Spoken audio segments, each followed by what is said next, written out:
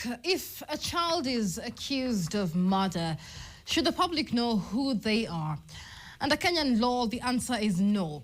The identities of children accused of crimes, even the most serious ones, are protected. Supporters say anonymity gives young offenders a chance to reform. Critics, however, argue it can come at the expense of accountability for victims and their families. But can justice exist without public accountability? I went out to explore this debate that continues to divide opinion.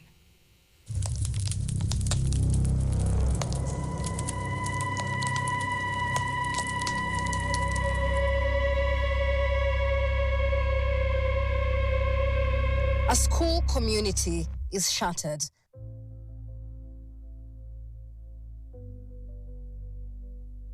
Parents bury their children. Police arrest suspects. But because those suspects are children, the law says the public should never know who they are. It is a difficult balance, one that asks society to pursue justice while protecting the possibility that a child can still change.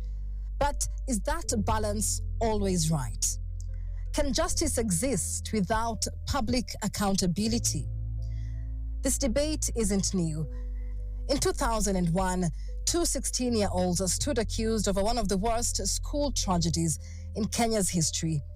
The Kyanguli secondary school dormitory fire claimed the lives of 67 students and left many others injured. The country knew the identities of the two boys charged. Newspapers carried their photographs. Their names were published. Their faces became known across the country. Today, none of that would be legal. I think it came as a shock because we didn't have in place laws governing children and adults. Every offender was deemed to be an offender per se. There wasn't any difference between a child offender and an adult offender. They were treated the same way. There were no privileges, there were no immunities. The trial became one of the most closely watched criminal cases in the country. More than 100 witnesses testified. But before judgment could be delivered, the judiciary underwent sweeping reforms. We had this radical surgery of the judiciary due to corruption. And unfortunately, the judge who was handling that case was mentioned being involved in corruption, and he had to step down. So after that, there was a confusion as to what should happen to the boys. Should there be a retrial? It was an old case. It had taken about 10 years or so.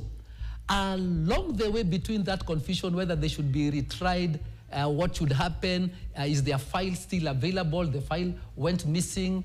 And then at the end of the day, that case just disappeared silently. For the boys who stood trial, their identities never disappeared. Today, Kenya has chosen a different approach. The Children's Act protects the identity of every child involved in criminal proceedings.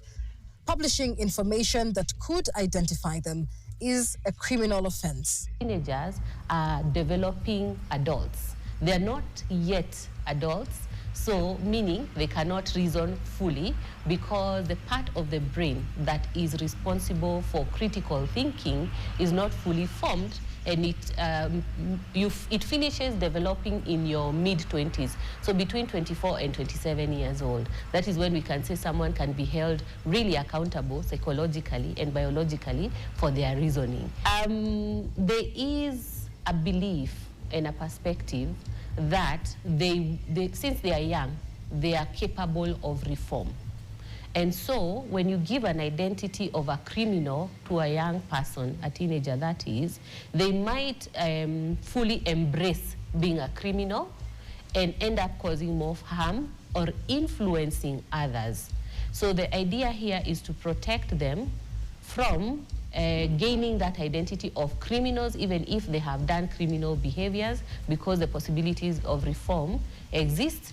And where they are housed, there is provision of counselors, behavioral change experts, they are also able to think through how they behaved and how better they could have addressed that. They are exposed to the pain that they caused others. So when they see the trauma of their actions, it causes them to have remorse, it causes them to want to reform, and they become better, productive people in the society upon their release. That reasoning raises a difficult question. When does protecting a child begin to feel like hiding a crime? And does anonymity really encourage rehabilitation, or does it deny the victims and their families a sense of justice? And if society never knows who committed the crime, can justice ever truly be seen to have been done?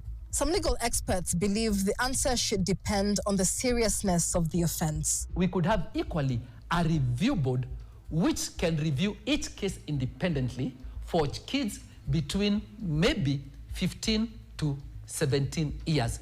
If that board finds that this kid should be tried as an adult, then that kid should be tried an adult.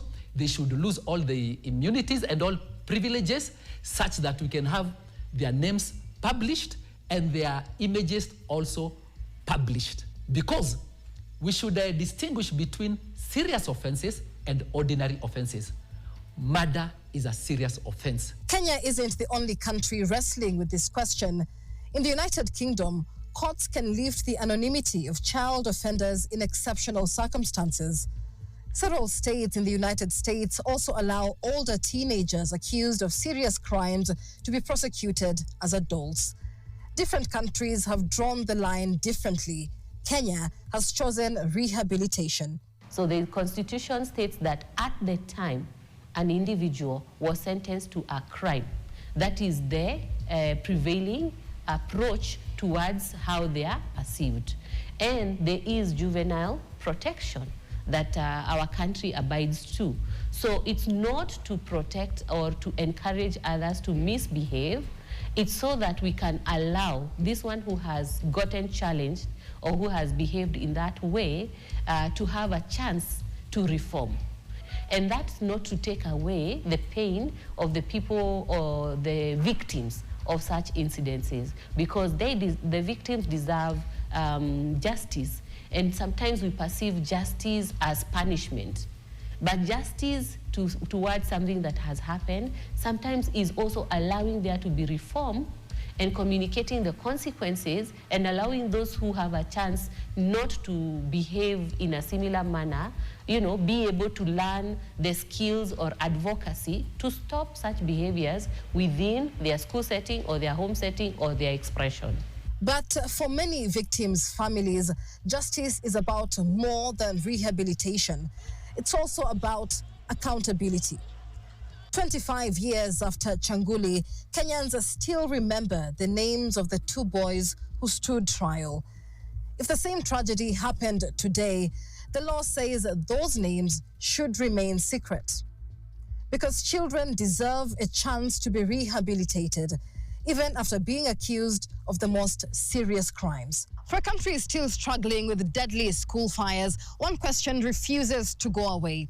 When a child is accused of serious crimes like murder and arson, where should the law draw the line between protecting the child and delivering justice for everyone else?